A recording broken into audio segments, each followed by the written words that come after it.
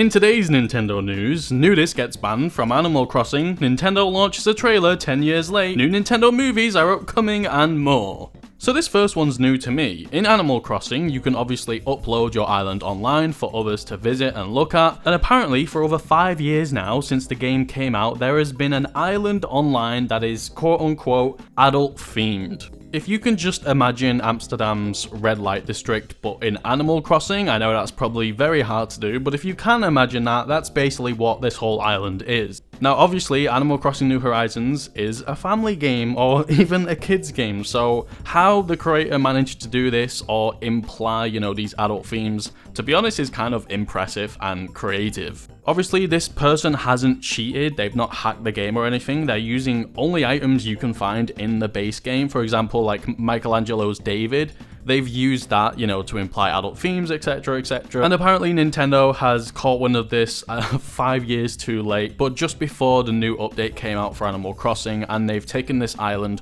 offline. Which is of course appropriate and not a good image for Nintendo if that thing's still online as the Switch 2 and the Animal Crossing update goes live. However, to be honest, to the original creator, I just say bravo. Again, pretty impressive, and you've got to give it to them, creative. In other news, there is a new Nintendo Switch 2 trailer, or I want to call it that, but it's more like a Nintendo Switch trailer. The whole trailer focuses on existing games for the original Switch and how they've been upgraded on the Switch 2. But honestly, I think this whole trailer really encapsulates how Nintendo are thinking and want to market the Switch 2 at the moment, which isn't necessarily feeling like something new and revolutionary, but just an upgrade to very old at this point games. And the whole thing just seems a little bit tone deaf in my opinion, like saying, this game's now got 60 FPS when, that technology is not only not new, but at this point not really impressive at all. I think if Nintendo really want to push Switch 2s, they're going to have to do a little bit more than, oh, that game that's 7 years old, it looks a bit better now.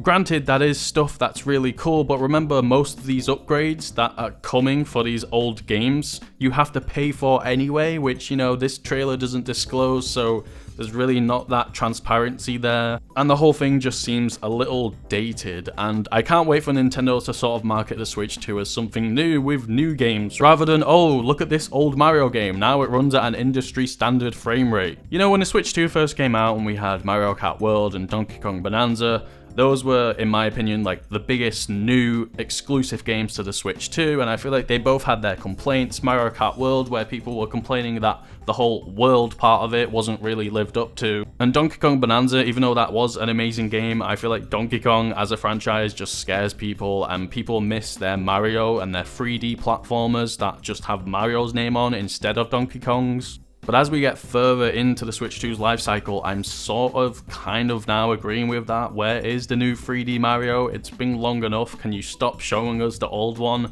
It feels like this console really isn't getting the value it's supposed to yet. Like, yes, we've played those games. We kind of want something new. The fact that this is their new trailer for the Switch 2 and it's just old games is kind of weird. However, in some lighter news, the president of Nintendo has confirmed they want to keep making movies after the Legend of Zelda movie. By the way, I still can't believe that's going to be a thing next year. But honestly, this is really cool to have that mentality and, pressure to keep making movies even though we have no idea how well the Zelda movie will perform. It's cool that Nintendo wants to keep doing this and, maybe eventually get a Smash Bros movie, so that would be amazing. But also, it's probably a really cool way of getting, lesser known Nintendo IPs, like smaller ones that are quite old, like Metroid. And obviously we have Metroid Prime 4 and games for smaller IPs like Pikmin 4, for example, but maybe that's just not enough for younger fans to get into those IPs. Maybe something like a movie is a more approachable response to target that younger demographic. Either way, this mentality that Nintendo is having at the moment, not only releasing new games for older and smaller IPs, but this bigger and greater plan to release not only games but movies for these IPs is really cool. And honestly, if we look back 10 years, Nintendo would not be doing this kind of stuff. We really need the second Mario movie, Mario Galaxy, and the Legend of Zelda movie next year to perform well, to let Nintendo know that, we love this stuff and it works. Please celebrate your properties more. We don't want to wait another 10 years for another Metroid game. Oh, and this time make it better, please. Hey, remember Nintendo Music? Not like Nintendo Music, like Nintendo Music the app, like the app you have to download to listen to music from Nintendo that isn't on Spotify or YouTube. Yes, well, now The Legend of Zelda Phantom Hourglass, remember that Zelda game that everyone loves so much? Its soundtrack's on the app, so there's that. Seriously, where is Mario Kart World soundtrack? And how did that not get any awards, by the way, but why is it not on the same app? I'm not sure of the idea or reasoning that newer game soundtracks are on the app. You would think the easiest soundtracks to add would be new ones, and you just sort of release the game and the soundtrack on the same day. If not the same week, but definitely not at all. Like, the one thing I think we can all agree is amazing about Mario Kart World is that OST, and it's nowhere to be found. And finally, the new president of Nintendo America has finally spoken. We've seen Devon, finally. She was introduced by Reggie at the New York Game Awards. It's nice to have this presence and introduction to the new president. I'm so curious what she'll bring to the table, if she'll be more of a Reggie and upfront and personal figure at the company, or a more laid back and never really seen Bowser. I think the Nintendo nerds like myself and you guys watching would really appreciate if this person was, you know, in front of the camera and on stage a little bit more. That's what we all love.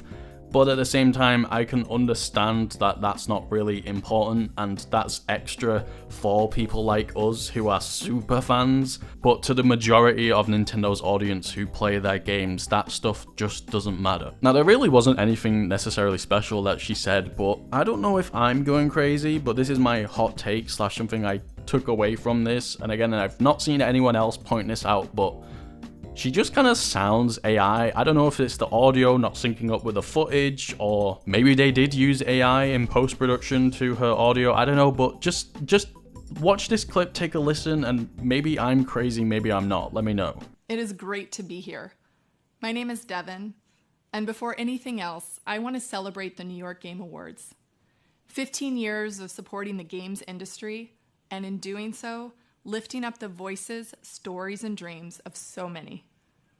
This show connects people who are united by a shared belief that every dream matters and that everyone deserves a chance to do meaningful and creative work in games and storytelling.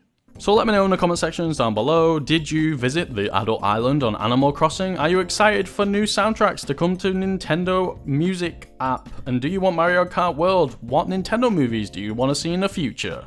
Thanks for watching.